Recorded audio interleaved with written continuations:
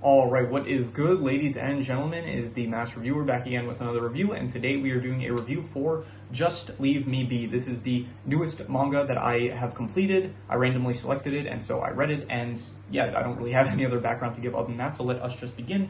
Starting off with the plot, and I'm not going to get too in-depth with the plot because I have been noticing, I guess, for like manga specifically, with movies and stuff, and even shows to an extent, it is a bit easier to recap the plots, even like shows, even those are kind of difficult for me to recap, but especially manga, it's like because of how long it takes. Like movies and shows can be watched within like, if you really put the effort in, like a day, but manga takes like a lot longer, especially this one, which is like 127 chapters to read. So yeah, a lot of stuff happens, but in short, basically it follows this. There is an orphan that gets taken by a noble family. They take her in and basically to replace their dead daughter, who died of Khalid, a disease that is very widespread throughout the kingdom. And spoiler, but it is revealed later on that the emperor of the kingdom is the one that is inflicting Khalid upon people. He is controlling Khalid, and he himself is being controlled. He is a puppet for this ancient evil called Baal. So yeah, the story follows the orphan girl. She is a noble, but she's like very mistreated. No one like treats her well in the noble family. Vipta, she's playing the role of Karina Vipta, which was the actual noble daughter that died. And there's something like they also mentioned that apparently she is the bastard child of the duke that ends up like taking her in. So that, I guess that's the reason why like he just was like, okay, well, we need a replacement. Let's just take her because she anyway looks similar to her. So yeah, she ends up playing the role, but then she ends up getting assassinated on the day of an arranged marriage that she was supposed to have, and so she ends up getting revived, and then from there she basically spends, like, she's trying to avoid the fate that she knows she's going to have. She gets revived 3 years in the past, and so she knows that eventually she is going to get assassinated, so she tries to take steps into avoid it, and then it eventually leads to her discovering the forest of Fulheim, and then she starts doing research on these monoliths, and she ends up coming across this Black Knight that she finds out is named Hexion, and then from there, it is like a romance story. So Hexion and Adelaide, they start forming a relationship kind of, and then Hexion is very much infatuated with Adelaide, and so it's like the story is basically a romance story between them, along with them actually trying to stop Khalid, and eventually it gets to them realizing that the king, the emperor, is like very much involved with Khalid, and so they realize they need to defeat the emperor, and they need to defeat Baal as well, who is the ancient evil spirit that is controlling the king.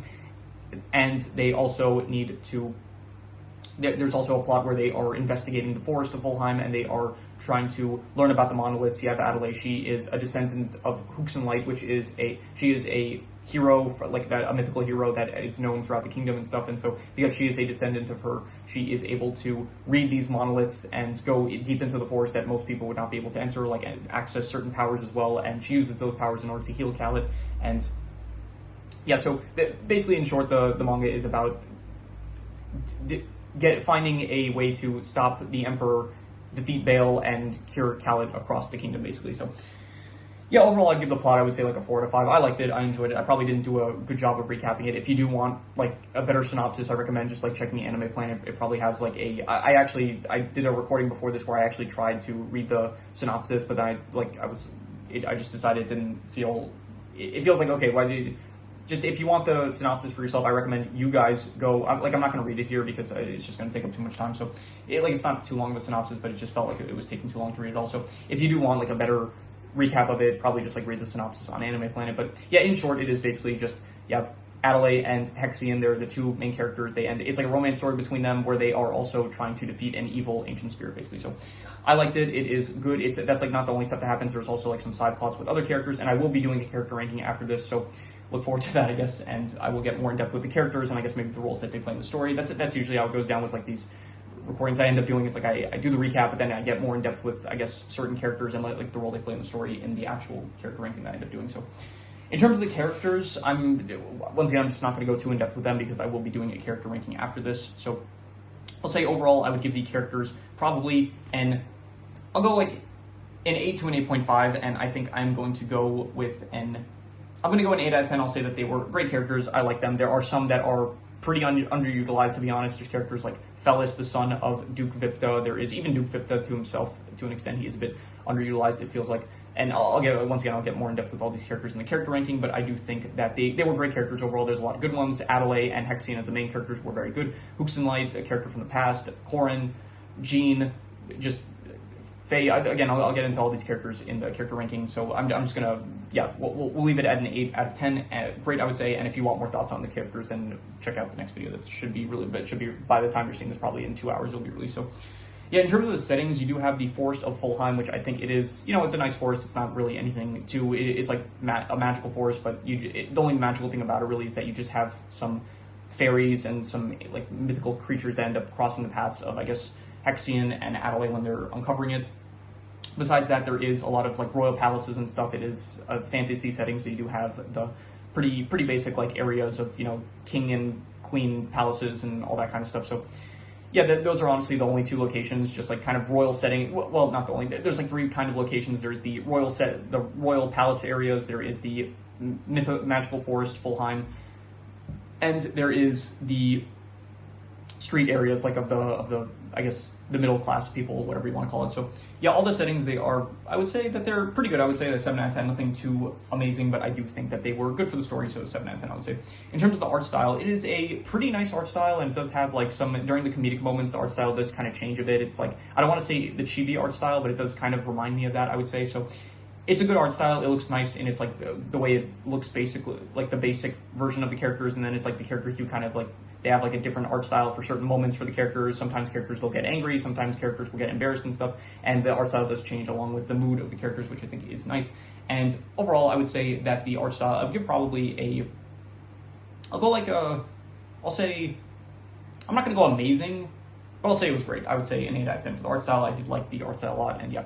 In terms of the romance aspects, I will give the romance, I'll go an 8.5. I thought it was amazing. I liked it a lot, especially between here. There's like a good amount of romance between Hexion and Adelaide, which I thought was very nice. The progression of their relationship, it was very nice to see. There is like some relationships.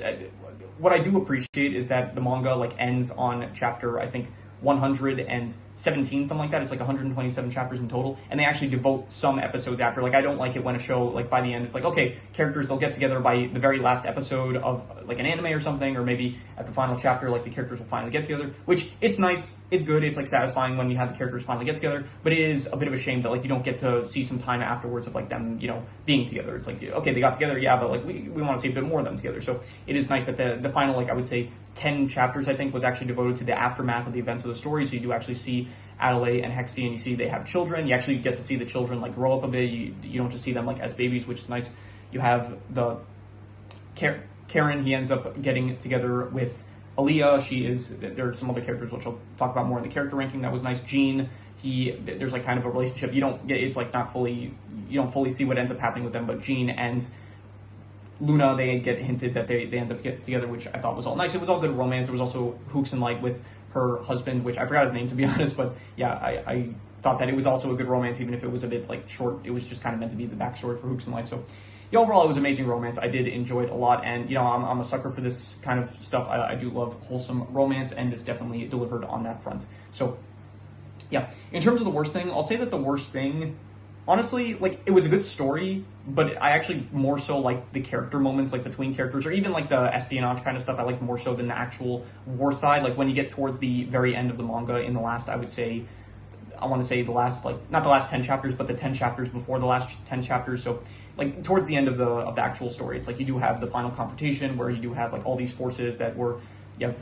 these alliances that were created in order to overthrow the Emperor and defeat Bale, and it's like, when you get to that actual part, it just feels kind of like, okay, yeah, this is fine, but it does feel a bit, I don't know, it's not really at its strongest when it's actually doing war stuff or actual fight scenes and stuff, and it feels better when it's actually more so like characters maybe scheming or something like that, or maybe like characters speaking with each other and interacting rather than like the actual final confrontation that happens, which it does feel like there's moments where it just feels like a bit like, okay, just they're able to get out of these situations just because, like, just they'll say, oh, this character has the power to do this, and because of that, then we have a solution because this character, like, I don't know. Here, for example, sorry about that, my neighbors, they're, I think, working on something, so sorry to hear that. Adelaide, she ends up, like, getting shot, I think, in the heart, and then she was just, it was pretty obvious, like, reading it, you can tell, like, okay, this is probably going to come out, like, she's going to probably be fine in the end.